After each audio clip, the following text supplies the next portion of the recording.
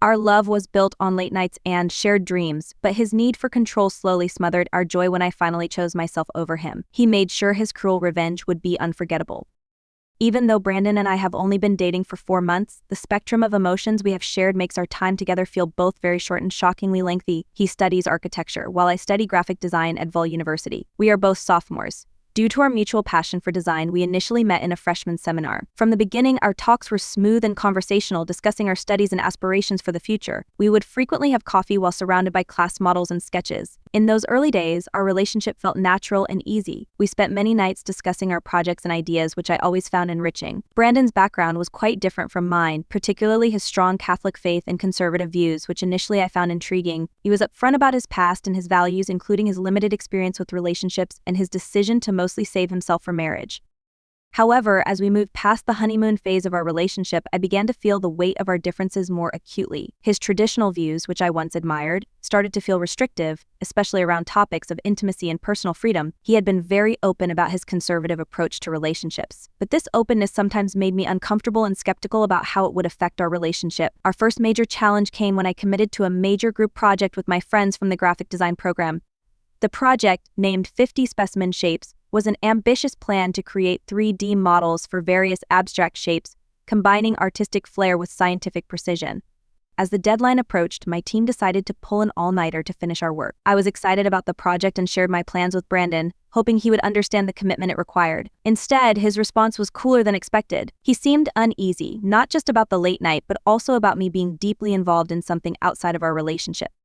His discomfort seemed to stem from his religious beliefs, which made him wary of the unpredictable nature of creative projects. His reaction left a coldness between us as I prepared for the night. There was a noticeable tension in his goodbye that evening, and even his hug felt forced. It made me wonder if our relationship, built on such different foundations, could really last. Despite this, I headed into the project night full of anticipation, but also concern, not realizing that the events of the evening would test our relationship even further. The day leading up to the planned all-nighter with my friends was a typical Thursday, marked by the usual rush of classes and the added buzz of creative energy that always seemed to spike as deadlines approached. I had spent most of the afternoon in the studio putting the finishing touches on my part of the project, my mind racing with adjustments and improvements. The vibrant atmosphere was contagious, everyone throwing ideas back and forth, our workspace a testament to weeks of hard work and chaotic creativity. I checked my phone intermittently, noting the absence of any messages from Brandon.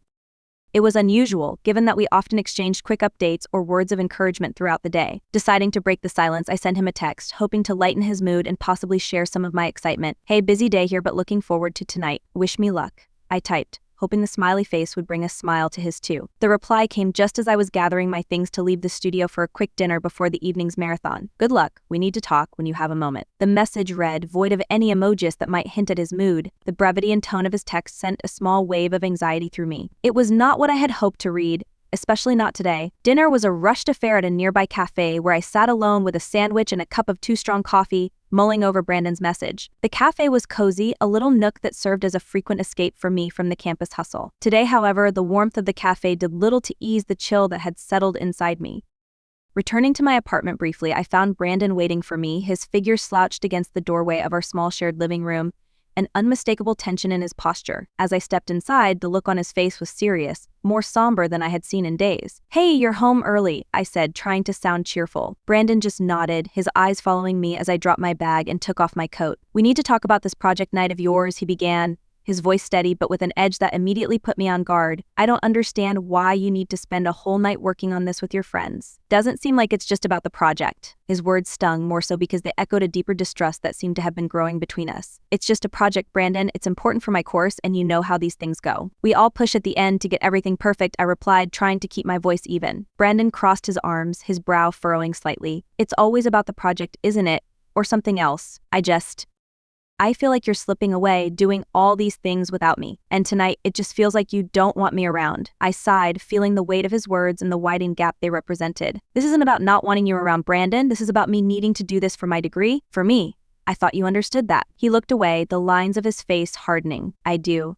It's just hard sometimes. I miss how it used to be with us." There was a sadness in his voice that pulled at me, a reminder of simpler times when our biggest concerns revolved around which movie to watch or what dessert to share on a Saturday night. Now, standing in the dim light of our living room, Those days felt like distant echoes overshadowed by the growing complexities of our relationship. I missed that too, I admitted softly, the distance between us feeling more profound in the silence that followed. Dinner ended with an uneasy truce, the issue temporarily set aside, but the tension lingering like a stubborn fog. As I grabbed my things to head out, Brandon's voice stopped me at the door. "Be safe, okay?" he said, a trace of the old warmth in his voice that made my heart ache for what we were struggling to hold on to. "I will, I promise," I responded, offering him a small hopeful smile before stepping out into the cool evening air. The night's possibilities stretched out before me like the sprawling campus pathways. The excitement for the project was still there, but now it was tinged with a poignant mixture of concern and longing for the relationship I was still learning to navigate. The night of the project was set to be intense, a blend of creativity and chaos as we worked against the clock. My friends and I had booked a study room in the university's main library, a space often reserved for late-night cram sessions and collaborative projects. As I arrived around 8 p.m., the familiar sense of excitement and nervous energy filled the air, palpable among the scattered laptops, strewn papers, and 3D materials that covered the tables. The first few hours flew by as we dove into our tasks. Anna, a meticulous planner, coordinated our efforts, ensuring everyone stayed on track with their assigned elements. John, ever the perfectionist, was immersed in adjusting the lighting on our 3D models, creating the perfect shadows that made our shapes seem almost lifelike. My role was to integrate the background graphics I had designed, ensuring they complemented rather than overwhelmed the. At 10 p.m., I sent a quick message to Brandon.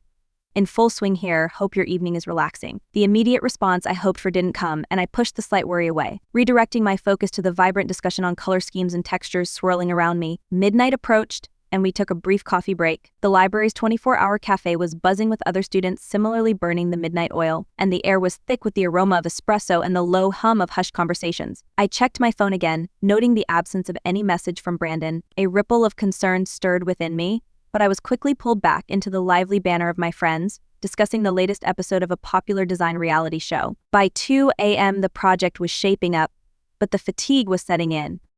We powered through with energy drinks and the collective adrenaline that comes from nearing the finish line. I sent another message to Brandon, a bit more detailed this time. "Still working hard, miss you."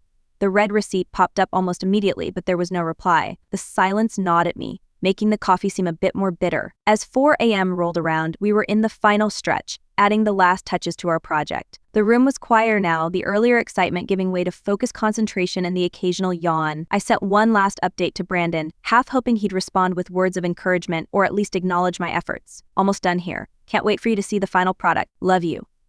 The lack of response this time felt heavier, more loaded. I stared at the screen for a moment longer than necessary, the glow highlighting the worry lines that had formed between my brows. Finally, around 5:30 a.m., we wrapped up. Our project, a visually stunning presentation of geometric and organic shapes, stood as a testament to our hard work and collaborative spirit.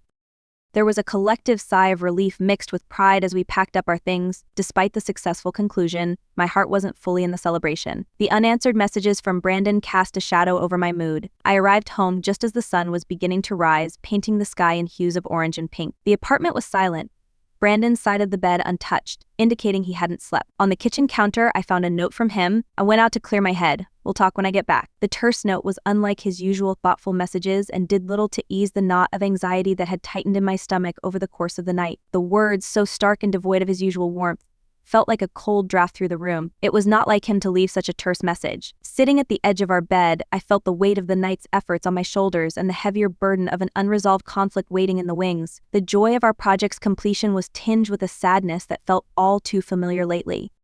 A reminder of how distant Brandon and I had become in such a short span of time. As I awaited his return, the excitement of the night faded into the background, overshadowed by the uncertainty of the conversation that awaited us. Brandon returned home late in the noon, the sound of the front door closing a signal that a confrontation was imminent. I could hear the muffled sounds of his movements as he hung up his coat and placed his keys in the dish by the entrance, each noise echoing slightly in the tense silence of our apartment. The atmosphere was charged, heavy with the anticipation of the difficult conversation that lay ahead. He found me in the living room, where I had been staring out the window at the cityscape, lost in thought and dreading his return. As he entered, his expression was unreadable, a mask that hid whatever emotions he had stewed in during his hours away. He paused at the doorway, his posture rigid, and then slowly approached where I sat. "So, you were out all night for a project?" His tone was skeptical, laced with a bitterness that made me wince.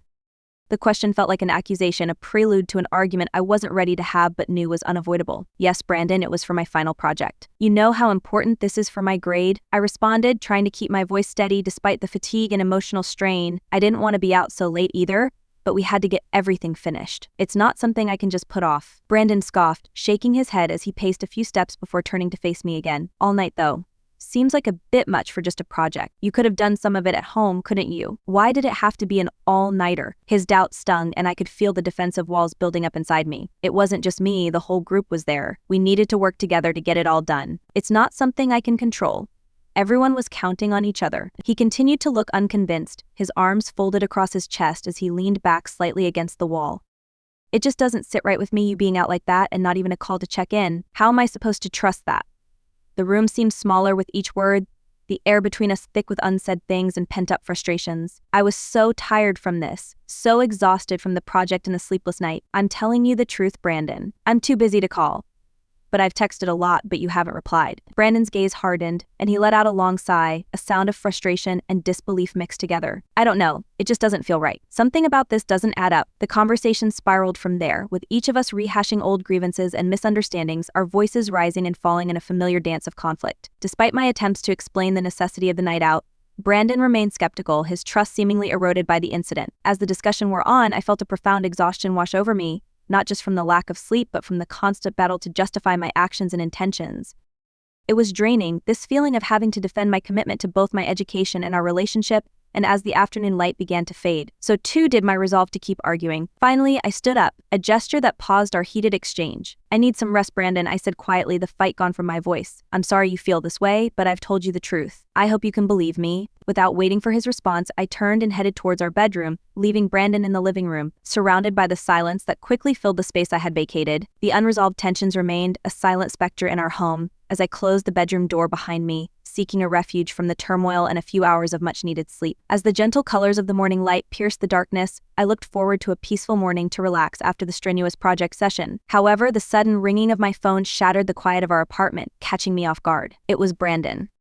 Considering the time and the tense messages we had exchanged earlier, I prepared myself for a challenging conversation, but I was still utterly unprepared for the events that were about to unfold. As the soft hues of dawn broke through the night, I anticipated a quiet morning to unwind after the intense project session. However, my phone's sharp ring cut through the stillness of our apartment, startling me. It was Brandon. Given the hour and the strained messages from earlier, I braced myself for a difficult conversation, but nothing could have prepared me for what was about to happen. Hello?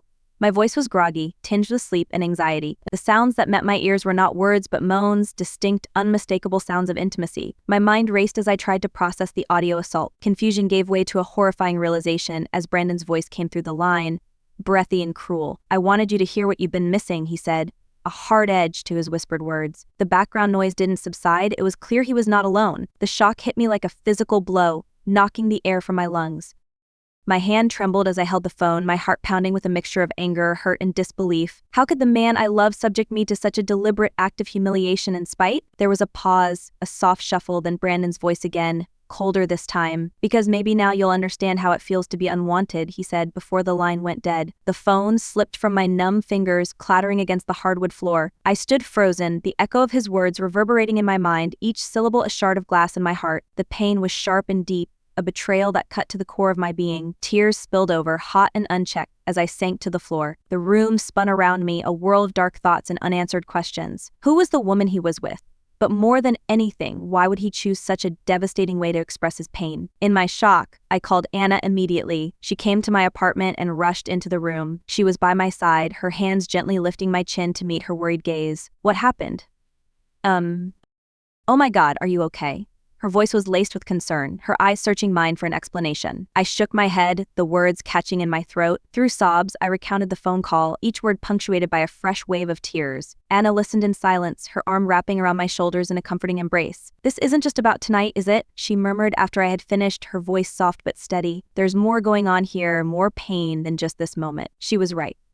The incident wasn't an isolated one, but a climax of ongoing tensions and unspoken grievances that had been building between Brandon and me. It was the breaking point of something that had been fracturing slowly, painfully over time. Anna stayed with me as dawn turned to day, offering silent support as I processed the initial shock and began to consider the implications of what had happened. The reality of the situation was harsh. Not only had Brandon violated our trust in the most intimate way, but he had also used his actions as a weapon, a way to hurt me as deeply as he felt hurt. "We need to talk about this, not just you and me, but you and him," Anna finally said, her tone firm. "This can't be brushed under the rug. It's too big, too painful." She was right. As much as I dreaded the confrontation, I knew it was necessary. The foundation of our relationship had been shaken, perhaps irrevocably, and it was clear that things could not continue as they had been. With Anna's encouragement, I found the strength to call Brandon later that day. My voice was steadier than I felt, bolstered by the conviction that I deserved better than the cruelty he had shown. "Brandon, we need to talk," I started, my words clear despite the tremor of emotion that underlaid them. "What you did this morning was beyond hurtful. It was destructive." There was a heavy silence on the other end before Brandon responded. His voice was subdued, lacking the harshness of earlier. "I know," he admitted, and for a moment I thought I heard a hint of regret from him. "I was angry, hurt. I had no idea how else to show, so I did that. Brandon, hurting me like that, making me listen while you were with someone else. That's not a way to solve anything. It's just causing more pain," I continued, my voice firm but shaking with the weight of my emotions. "I know," he repeated, his voice low. "I wasn't thinking, I just felt so disconnected from you, and I don't know what I thought. I'm sorry, truly." His apology was a start, but the road to healing seemed long and fraught with potential setbacks. The trust between us had been deeply damaged, and I was unsure if it could ever fully be restored. After the phone call with Brandon, I retreated to the safety of our bedroom. The four walls felt like a sanctuary from the chaos and emotional turmoil that had erupted in our living room. Lying on our bed, I couldn't shake off the deep-seated sadness that clung to me, nor the images of Brandon's face twisted with accusation and mistrust. My mind spun in circles, reflecting on the spiraling decline of our relationship. It was a cycle, tension, and misunderstanding that seemed to repeat itself with increasing intensity. I thought back to the early days with Brandon, when each moment together was filled with laughter and spontaneity. Those memories now seemed like echoes of a distant past, a stark contrast to our current reality where smiles were rare and silences were loaded with unsaid grievances. It wasn't just the lack of trust or the painful confrontation that morning. It was the realization that I no longer recognized the man I had fallen in love with. He had become a stranger, one who could willingly inflict pain with such calculated indifference. As I lay there, a mix of exhaustion and despair washing over me, my phone buzzed with incoming messages. Reluctantly, I reached over to check it, finding texts from Anna and a missed call from my sister Leah. I dialed Leah back, needing the familiar comfort of her voice. "Hey Leah," I began, my voice cracking slightly. "Hey, what's wrong? I could sense something was off from your text," she responded, her tone immediately shifting to one of concern. I recounted the morning's events, the call from Brandon, and the painful words exchanged. Leah listened silently, only interjecting to ask clarifying questions. When I finished, there was a heavy pause. "That's just cruel, you know? It's not like you to tolerate this kind of behavior, not from anyone," Leah finally said. Her words, firm and straightforward, mirrored my own thoughts. It was a reflection of how far I had strayed from the person I used to be, someone who valued self-respect and mutual understanding above all in a relationship. "Yeah, I know, I don't even know who he was anymore," I admitted, feeling the weight of my own words. "I can't keep going like this. It's draining me, Leah. It's not healthy." "You deserve so much better," Leah replied, her voice soft yet insistent. "You need to think about what you really want moving forward, not just for the sake of the relationship, but for yourself." Her words sparked something within me, a flicker of determination amidst the confusion. It was a call to reclaim the parts of myself that I had neglected in my attempts to salvage our faltering relationship. I needed to reflect on what I truly wanted, not just drift along in the current of Brandon's moods and accusations. Later that day, I met with Anna for coffee. As always, she was a grounding presence, someone who could always cut through the noise and help me see things more clearly. As I sipped my coffee, Anna laid it out plainly. "Everyone sees it, you know. You're not yourself anymore. You're always tense, always worrying about how to navigate around Brandon's feelings. When's the last time you did something just for yourself? Something that made you happy?" Her question hung in the air, stark and challenging. I didn't have an answer, and that in itself was telling. "He's changed, Anna, or maybe I'm just seeing the side of him he's hidden all this time," I said, the realization bitter. "Maybe," Anna agreed, her brow furrowed in thought. "But more importantly, what are you going to do about it?" That was the question, wasn't it? What was I going to do? The thought of continuing in a relationship where I felt so undervalued, so misunderstood, was unbearable, yet the thought ending things, of stepping into the unknown after all we had shared, was daunting. Over the next few days, I took time to myself, reflecting on my values, my needs, and my future. I thought about the kind of love I wanted, the kind that was nurturing, respectful, and joyful. It was clear that what Brandon and I had now was far from those ideals. The love had been overshadowed by resentment and pain, a far cry from the partnership I envisioned. I realized that moving forward alone was a better path than staying in a relationship that had lost its way. It wasn't just about finding happiness, but about preserving my self-respect and rediscovering the strength I had before the relationship consumed me. With a heavy heart but a clear mind, I decided decided it was time to end the relationship with Brandon. I needed to express my decision, not out of spite or anger, but from a place of honesty and self-respect. I hoped that he would release me, that he could see the necessity of the choice I was making. The decision to end our relationship was not easy, but it was necessary. It was a step towards healing, towards reclaiming the joy and peace that had once defined my life. As I prepared to have that final conversation with Brandon, I felt a mix of sadness and relief. Sadness for all that we had lost, and relief that I was finally taking a step towards a future where I could be myself again, free from the shadows that our love had become. With Brandon, the conclusion was just as challenging as I had expected, but beneath all the pain, there was a resolve that persisted. I was clear in expressing my demands and the sadness of a relationship that had deviated too much from happiness and respect for one another. As he listened, Brandon's expressions were a mixture of resignation and quiet recognition. Ultimately, he comprehended and acknowledged my choice, even though it was evident he was upset and regretful. In the weeks that followed, the immediate sense of relief I felt was tinged with moments of profound loneliness. Our shared apartment, once alive with shared dreams, now echoed with the quietness of solitude. I spent long evenings reflecting on what had gone wrong, turning over the memories, both sweet and bitter. This introspection, though painful, was a necessary part of my healing process.